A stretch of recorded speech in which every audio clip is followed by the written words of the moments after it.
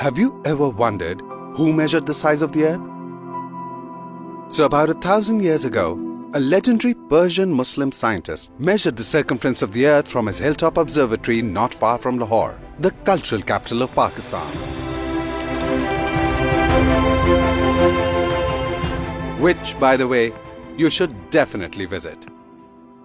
The man was Abu Rehan al-Biruni, and the place was Nandana Fort. How about we take a trip there right now?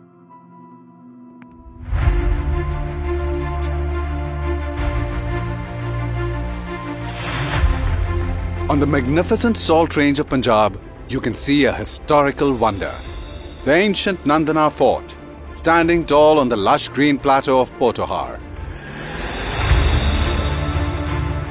Nandana Fort is strategically located on a hilltop near the village of Baghamwala, in district Jhelum, which is on the eastern flank of the Salt Range. It was built in the 8th century by the Hindu Shahi dynasty and is named after the mythological garden of the Hindu god Lord Indra.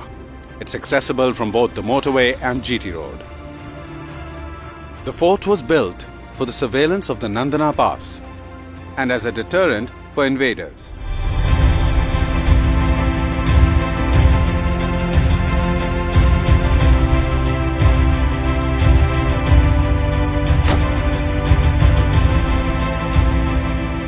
The Nandana Fort remained a stronghold of the Hindu Shahi dynasty until it was captured in 1013 by Mahmud of Ghazni. And with Mahmud came the legendary Muslim scientist Abu Rehan al-Biruni. What you're seeing from here was known as the Nandana Pass. The Nandana Pass itself was an ancient stone road that connected India with Afghanistan and Central Asia. This was the very same route used by Alexander the Great in his epic clash with Raja Porus at the Battle of Hydaspes in 326 BC. Al-Biruni's purpose was to document the history, science and culture of the region. So once Mahmud of Ghazni went back to Afghanistan, Al-Biruni stayed back, and thank God for that.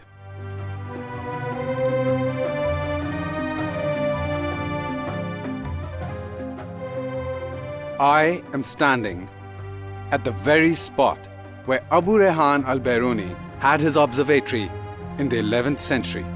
This is where he quantified the radius and circumference of this little blue dot we call home.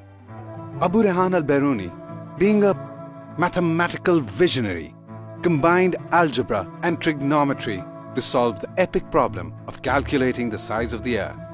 Having read al-Biruni's description, let me tell you how he estimated the size of the Earth. Al-Biruni needed a mountaintop from where he could see the flat horizon, and Nandana Fort was ideal for that. But first, he needed to measure the height of the mountain. He did this by going to 2 points in the valley which were in a straight line with the mountaintop. Then he measured the distance between those 2 points. And finally, he measured the angles between those points and the mountaintop. To do this, he used a device called an astrolabe, which is basically a giant protractor with angles and degrees and a pointer to determine his line of sight. Now he had enough information to measure the height of the mountain using trigonometry and algebra. He needed only one more measurement to get the size of the Earth. Angle of the line of sight of the horizon as it dips below the horizontal. Now here's the amazing part. Al-Biruni imagined the mountain as a large right-angled triangle, which has 3 corners: the mountaintop, the horizon, and the center of the Earth. Using trigonometry, Al-Biruni figured out that the angle of the horizon and the height of the mountain were related to the radius of the Earth, and algebra helped him calculate it. This was the formula that allowed Al-Biruni to calculate the circumference of the Earth, which, by the way, is within 200 miles of the value that we know of it to be today, about 25,000 miles. That is an accuracy of 99%. And that too when it was measured almost 1,000 years ago. Let that sink in. The Nandana complex comprises of a fort, a temple and a mosque. The temple is known as the Shiva temple, and it was built by Anandapala, son of the Shahi king Jayapala, somewhere early in the 9th century. The mosque was built by Mahmud of Ghazni when he took over the fort from the Hindu Shahi Raj. Nandana remained under Muslim rule until the Sultan of Khwarizm was defeated by the Mongol hordes in the 13th century. The furious Mongols, led by the ruthless Genghis Khan himself, used the Nandana Pass to chase the fleeing Sultan and capture the fort. I mean, what history this place has. A couple of centuries later, when the Mughals recaptured the fort and the pass, Nandana became a place for leisure. Finally, no more wars and invasions. There are historical records of the Mughal emperors Jalaluddin Akbar and Jahangir mentioning Nandana as a place for relaxation and hunting in the 16th and the 17th century. Though Nandana is in Pakistan, its significance is global. This is a place that belongs to all humanity. This hidden marvel of heritage was recently highlighted during Prime Minister Imran Khan's visit to Nandana. The Prime Minister himself takes keen interest in cherishing and preserving our glorious past for generations to come. Government of Punjab, under the vision of Prime Minister Imran Khan, has decided to preserve, restore and promote Nandana, as well as the incredible contributions of Abu Rehan al-Biruni towards humanity.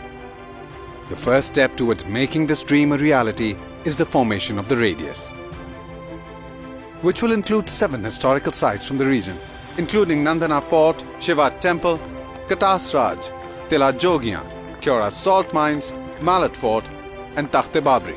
What you see here right now are perhaps just ruins, but every stone here is steeped in history. The wind whispers stories.